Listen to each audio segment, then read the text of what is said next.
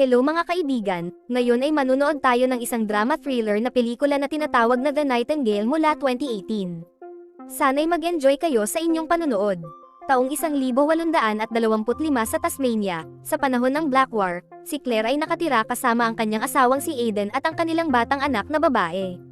Ang bata ay tinawag na Nightingale dahil sa kanyang mahusay na boses. Sa araw na dumating ang pamunuan ng militar sa bayan, nag-perform si Claire sa harap ng mga sundalo. Dati siyang nakulong at umaasa siyang makuha na ang matagal nang inaasahang mga dokumento na magbibigay sa kanya ng kalayaan. Pagkatapos ng kanyang pagganap, inimbitahan siya ni Lieutenant Hawkins na makipag-usap sa kanya. Pahiwatig niya na maganda kung magpapasalamat si Claire sa lahat ng nagawa niya para sa kanya. Nang tumanggi si Claire, sa pilitan siyang kinuha ng opisyal. Pag-uwi ni Claire sa bahay, sinubukan niyang itago sa kanyang asawa ang nangyari. Nang malaman ni Aiden na hindi pa napipirmahan ang mga dokumento ng pagpapalaya, nagpasya siyang personal na makipag-usap kay Hawkins. Maaga sa umaga, natakot si Claire habang pinapanood niya ang pag-alis ng kanyang asawa kasama ang tenyente para sa isang pag-uusap. Ilang minuto lamang ang lumipas, bumalik si Aiden sa trabaho at sinabi sa kanyang asawa na walang nangyari. Sa gabi, dahil sa impluwensya ng alak, inatake ni Aiden si Hawkins sa isang tavern. Nasaksihan ni Commander-in-Chief Goodwin ang laban at tinawag niya si Hawkins sa kanyang opisina at pinagalitan siya sa nangyari. Sinabi ni Goodwin kay Hawkins na hindi niya papayagang makuha nito ang rekomendasyon para sa ranggo ng kapitan. Pagkatapos ng pag-uusap, nagpasya ang galit na tenyente na bisitahin ang pamilya ni Claire. Sa kanyang palagay, sila ang dahilan ng kanyang kasawian. Dinala niya sina Sergeant Rose at Warrant Officer Joe at sinalakay nila ang bahay ng batang pamilya upang pahirapan si Aiden ng husto. Dinakip ni Hawkins si Claire sa harap ng mga mata ng kanyang asawa. Pagkatapos nito, tinapos niya si Aiden at inalok si Rose na pagsamantalahan ang babae. Nang hindi na matiis ang iyak ng sanggol, ginawa ni Joe ang isang masamang bagay at pinalo nito sa pinto. Nang mapagtanto nilang nakagawa sila ng mga malubhang krimen, inutusan ni Hawkins si Joe na tapusin na si Claire. Hindi kinaya ni Joe na tapusin si Claire kaya sinaktan na lamang siya ng kanyang rifle.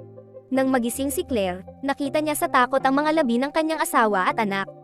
Agad na pumunta ang nagdadalamhating babae sa opisina ng komandante, ngunit itinuring siya ng mga tao roon ng may paghamak. Walang gustong maghayag ng katotohanan na ang mga sundalo ay gumagawa ng masamang bagay sa mga inosenteng tao. Nang malaman niyang pumunta na ang tenyente sa Hilaga, nakiusap si Claire sa kanyang mga kaibigan na ilibing ang kanyang pamilya, at walang pag-aalinlangan siyang nagpasya na habulin ang mga sundalo. Upang hindi mawala sa landas, umarkila siya ng isang gabay na si Billy. Mula kay Billy, nalaman ng babae na may kasama ring escort ang mga sundalo. Magkasama nilang sinusundan ang kanilang landas. Habang nagpapahinga, pinag-usapan ng mga sundalo ang mga nangyari. Ibinahagi ni Warrant Officer Joe ang kanyang mga takot dahil sigurado siyang maaaring sila'y patahimikin dahil sa kanilang ginawa. Panyanatag siya ni Hawkins, na nagsabing ang pamilya ni Claire ang may kasalanan sa nangyari. Samantala, huminto rin sina Claire at Billy upang matulog. Nang ipikit ng babae ang kanyang mga mata, nagsimula siyang makarinig ng iyak ng kanyang sanggol. Ang mga bangungot ay hindi siya iniwan sa buong gabi. Kinabukasan, nagsimulang umulan, ngunit nagpatuloy pa rin ang mga manlalakbay. Sa oras na iyon, natagpuan ni Sergeant Rose ang isang itim na babae na may batang anak sa kagubatan. Hinailan ng sundalo ang kawawang babae patungo sa kanilang kampo at kinuha ang ina ng bata palayo sa kanya. Nagpasya si Hawkins na atali ang babae sa isang karwahe at inutusan ang kanyang mga tauhan na maghanda ng umalis. Dinala ni Billy si Claire sa ilog. Malakas ang agos ng tubig, ngunit kung makatawid sila sa kabila, malaki ang mababawas sa kanilang paglalakbay. Determinado ang babae at pinatnubayan niya ang kabayo papunta sa tubig. Tinangay siya ng agos mula sa kanyang upuan. Nagawa ni Billy na dalhin sa pampang ang hayop at iligtas ang kanyang sarili.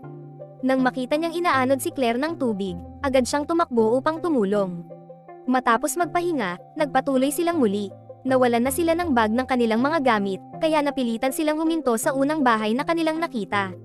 Dahil sa gutom, napilitang magnakaw ng pagkain at pagkatapos ay tumakas mula sa galit na may-ari. Nang gabi, habang naghahanda ng matulog, nakakita si Claire ng isang kakaibang lalaki. Masaya ang lalaki na nakatagpo siya ng isang kaakit-akit na babae sa kalaliman ng kagubatan at tinawag na niya ang kanyang mga kaibigan upang magsaya. Binugbog ni Billy ang lalaki at agad silang umalis. Samantala, si Hawkins ay nagbigay kasiyahan sa kanyang mga pangangailangan sa isang bihag na itim ang balat. Kinausap niya si Eddie na kasama nila. Nawalan ng magulang ang bata at naghahanap ng pagkakataong makatulong sa hukbo upang masuportahan ang kanyang sarili. Nagising si Claire at nakita si Billy na gumagawa ng mga sandata. Siya ay naghahanda upang mangaso para makakuha ng pagkain para sa kanila. Ang grupo ni Hawkins ay inatake ng mga itim na tao. Tinapos nila ang isa sa mga manggagawa at nasugatan si Joe. Dumating ang mga kalalakihan para sa kanilang babae, ngunit pinatay siya ng tenyente sa harap nila. Kinuha niya ang mga pinakakailangan at tumakas patungo sa kagubatan. Si Joe, nasugatan at takot, ay naglalakad sa kagubatan. Nang makakita siya ng mga tao, humingi siya ng tulong, ngunit nang mapagtanto niyang kaharap niya ang ina ng batang kinuha niya, tumakbo siya. Hiniling ni Claire kay Billy na manatili kasama ang mga kabayo at siya naman ay naghabol sa tumatakas. Nang maabyutan niya ito, pinutukan ng babae ang lalaki. Nagsumamo si Joe para sa awa, ngunit nasira ang armas at sinugod ni Claire ang pumatay sa kanyang anak. Kinuha niya ang kutsilyo mula sa lalaki, tinapos niya ito, at pagkatapos ay pinalo ang kanyang ulo gamit ang dulo ng armas. Nakita ito ni Billy at nagbabalak ng umalis, ngunit nang malaman niya ang mga tunay na dahilan ng ganitong kalupitan, pumayag siyang ipakita kay Claire ang daan. Natagpuan nila ang isang karwahe na iniwan ng mga sundalo nang makasalubong nila ang mga itim na tao. Pagkatapos inspeksyonin ang lugar, sinubukan ni Billy na balaan si Claire, ngunit iginiit ng babae na ipagpatuloy ang kanilang paglalakbay. Pagkagising kinaumagahan mula sa isang bangungot, nagdusa ang babae mula sa matinding sakit sa dibdib. Nawalan ng malay, pumayag siyang sumailalim sa isang ritual na inalok ni Billy upang mapabuti ang kanyang kalusugan. Iniwan siya ng lalaki upang magpahinga at naghanap ng pagkain. Sa unang pagkakataon sa loob ng ilang araw, nakakain ng maayos ang mga manlalakbay. Samantala, si Charlie ay sinadya nilang idinala sa maling daan bilang paghihiganti sa lahat ng ginawa ng militar sa kanyang mga kapatid. Handa na ang tenyente na ialok ang lahat upang makaalis, ngunit tumanggi ang matanda. Hindi nagatubiling barilin siya ni Sergeant Rose, ngunit sinampal siya ng tenyente dahil pinatay niya ang tanging taong maaaring maglabas sa kanila. Pagkatapos ng isang araw, hayagang tinutya ni Hawkins si Rose. Binigyan niya ng armas si Eddie at ginawang sergeant. 4 na lamang sila, halos wala na silang mga supply, at hindi nila alam kung aling bahagi ng bayan ang kanilang tinatahak. Samantala, natagpuan ni Billy at Claire ang katawan ni Charlie. Inilibing nila ito ayon sa tradisyon at nagpatuloy sa paghahabol. Ngayon, nais na ring ipaghiganti ni Billy ang buhay ng kanyang tiyuhin. Mabilis nilang naabutan ang kanilang target. Nakita ni Hawkins si Claire at agad siyang pinaputukan, tinamaan ang kanyang braso. Bumaba ang babae sa agos ng ilog. Inabutan siya ni Billy at inalok na magtago habang hinahabol niya ang kabayo, nakasalubong niya ang grupo ni Hawkins. Binugbog nila siya at pinilit na ipakita ang daan patungo sa bayan. Habang naglalakbay, gumawa siya ng malalakas na ingay na parang tumatawag ng mga ibon, ngunit sa katotohanan ay nagbibigay siya ng mga signal kay Claire upang hindi ito mawala. Napansin ng tenyente ang babae at pinaputukan siya ng ilang beses. Naglakad si Claire sa madilim na kagubatan buong gabi habang naririnig niya sa kanyang isipan ang mga boses mula sa nakakatakot na gabing iyon. Kinaumagahan, nakita ni Claire ang itim na ibon na binanggit ni Billy. Sinundan niya ito at sa daan, nakasalubong niya ang isang mag-asawa. Ipinaliwanag ng mag-asawa na siya ay nasa pangunahing daan patungo sa bayan. Huminto ang isang karwahe at binigyan siya ng sakay ng isang kagalang-galang na babae na nakasakay dito. Sa isang punto, nakita niya si Billy na tumatakbo palabas ng kagubatan. Nang madali siyang pinuntahan ni Claire, naintindihan niya sa mga mata ni Billy na tapos na ang grupo ni Hawkins. Nagpatuloy silang dalawa sa paglalakbay. Nakakita sila ng isang bahay sa dulo ng bayan. Pumasok sila at nakita ang mga patay na may-ari na nakahiga sa kama. Walang ibang pagpipilian, nag-imbak sila ng pagkain at malinis na damit para ipagpatuloy ang kanilang paglalakbay. Nakita nila ang isang grupo ng mga kalalakihan na nagdadala ng mga itim na tao. Itinuro ni Claire ang rifle kay Billy na kunwari pinangunahan siya patungo sa patayan. Maya-maya, inabutan sila ng isang karwahe na may sakay na mag-asawa. Inimbitahan nila ang mga manlalakbay sa kanilang tahanan upang maligo at magpahinga. Sa hapunan, inimbitahan ng lalaki hindi lang si Claire kundi pati si Billy sa mesa. Hindi inaasahang napaluha ang binata. Kinaumagahan, dinala ni Harold ang mag-asawa sa bayan. Doon, naharap sila kay Hawkins. Galit na galit si Claire at sinabi kay Billy na bumalik sa silungan, habang sinundan naman ni Claire si Hawkins papunta sa tavern.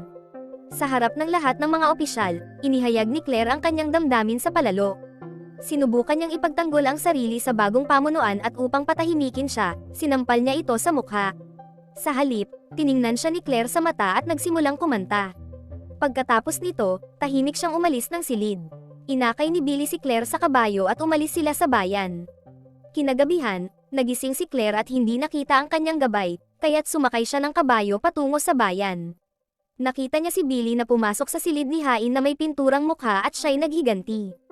Binaril ni Rose ang binata, ngunit nagawa pa rin niyang tapusin ang kanyang paghihiganti sa pangalawang kontrabida.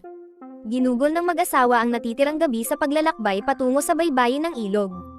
Matapos ang ritual, umupo si Billy sa buhangin at sinalubong ang kanyang huling umaga. Habang pinapanood ang pagsikat ng araw, nagsimulang kumanta si Claire. Ito na lamang ang kanyang magagawa dahil ang lahat ng sumire sa kanyang buhay ay naparusahan na. At dyan po nagtatapos ang buod na pelikula. Please huwag kalimutan mag-subscribe para sa madami pang video kagaya nito. Maraming salamat po.